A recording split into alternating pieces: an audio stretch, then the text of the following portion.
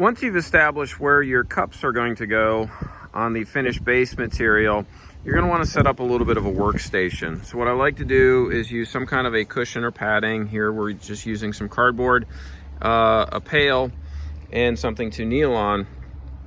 And what we're going to do, this is our cup location, we just want to be able to break up the area where we're going to dig out for our cups.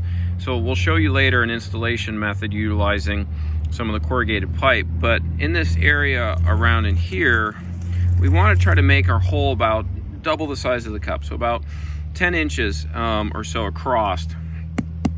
And what you can do is just use a hammer, I like to use, or something to just kind of have a controlled area that you're going to break up, so that then we can start removing some of the base material.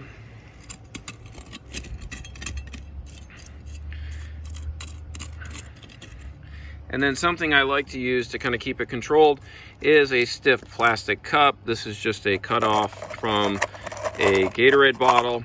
This allows us to scoop up and keep the area clean as possible. And when you get into a deeper hole, this allows you to be able to get the cup down in and work it around and really clean up the material.